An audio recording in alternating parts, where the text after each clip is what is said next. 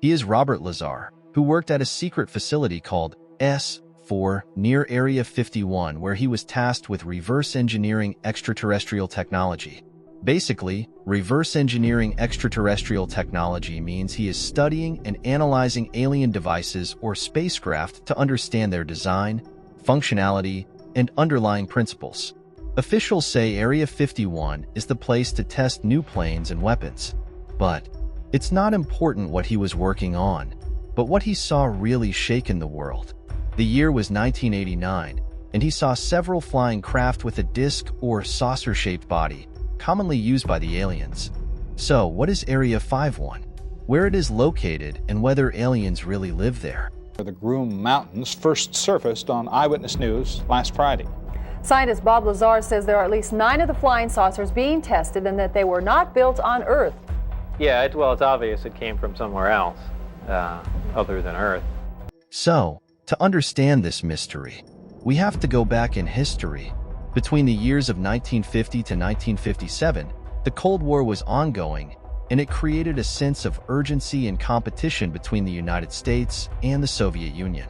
The U.S. government recognized the need to stay ahead of the Soviet Union in terms of technological advancements to ensure national security. So folks, in the year of 1955, the Central Intelligence Agency of U.S. established a remote, top-secret base in the Nevada desert with the codename Area 51. Basically, it was created to test the incredible U-2 spy plane that could fly at record-breaking altitudes and secretly capture the photograph of the enemy territory. But right from the start, Area 51 got people attention as they saw weird things in the sky and strange visitors from space.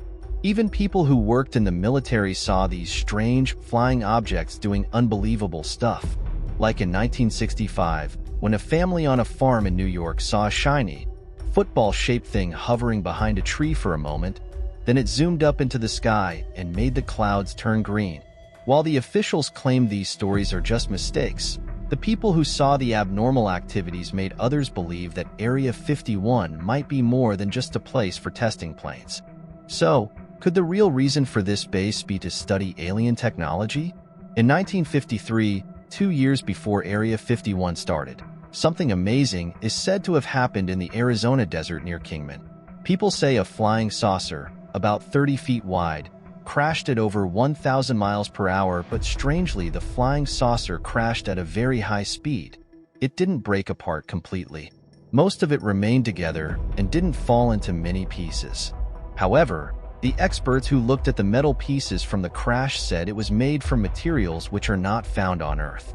Wait, what? Not found on Earth? Does it indicate it was an alien UFO?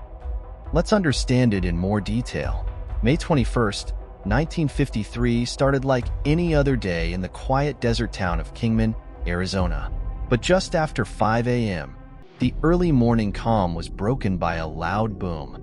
People saw a strange, shiny object flying through the sky before it crashed into the ground 8 miles from the airport. When the dust settled, a surprising sight was revealed. A 30-foot wide, oval-shaped craft that was almost completely undamaged, even though it crashed at over 1,200 miles per hour. Up close, the strange metal pieces looked like nothing found on Earth. One expert said, "It was not constructed here." Within hours, a secret group of about 40 government scientists and engineers arrived at the lonely crash site. One of them was Arthur Stansel, an engineer whose job was to examine the weird kinds of abnormal stuff. What did he think? The UFO-shaped object was almost impossible to understand. It seemed to use technologies that were way more advanced than anything we had at the time. But the most shocking find was inside the craft itself. Experts say they didn't just find abnormal things, but also bodies. The remains of 2 to 4 small humanoid beings, that means non-human entities with human form or characteristics. They were not taller than 4 feet, dressed in futuristic metallic suits. One person even got a quick look at their faces, which had dark brown skin and unusually large eyes. According to several reports, a special tent was quickly set up while armed military police blocked anyone from getting near. Then, just as mysteriously as everything had started, the whole area was cleared out in complete secrecy.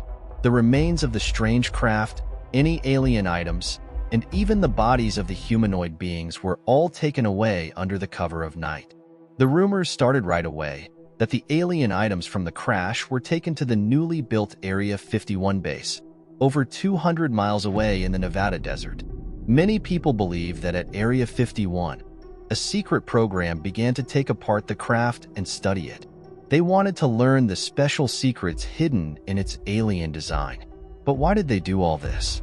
Was it because they were worried about aliens who might be dangerous? Were they trying to figure out smart alien technology that was way ahead of ours? Or was it just a big secret cover-up, hiding things the government didn't want us to know about? Decades later, the shocking 1953 Kingman incident is still one of the best-known and most detailed cases that suggest UFOs are real and that the government might be hiding something. But as the number of people who saw it happen gets smaller, will we ever really know what happened that day? Or will the truth disappear with the desert sands? Have any reliable people with insider knowledge come forward to tell us about studying alien technology at Area 51's secretive S4 site? The name Robert Lazar is closely tied to claims about alien technology at Area 51. In 1989, this physicist who called himself Robert Lazar made a big splash with an amazing story. Lazar said he was hired to work at a hidden place called S4 near Area 51. His job? To figure out how an alien spaceship's engine worked, which seemed to do things that shouldn't be possible according to our science. Lazar also said he briefly saw the aliens who operated the craft, small beings about 4 feet tall, with very big heads and long, narrow-cut mouths. While Lazar's story is the most well-known, he's not the only person who has come forward over the years with similar stories about aliens in Area 51. An anonymous physicist claimed to have worked at S4 with Lazar in the late 1980s. His job was to study the materials used in the alien craft, which were made of elements that couldn't be found on Earth's periodic table. There are also statements from people who say they used to work at Area 51, describing underground buildings, strict secrecy rules, and seeing strange vehicles being moved in and out secretly. However, many doubt Lazar's honesty. Critics say his education claims don't match up, and the government has never said he was part of any such project. This has made people think Lazar made up or changed his whole story. At the same time, other people who say they know about Area 51 won't give their names. So it's almost impossible to check their stories. Some people who don't believe them say they might just want people to pay attention to them or to make money from saying strange things. So, even though it's interesting, claims about learning from alien tools need big proof.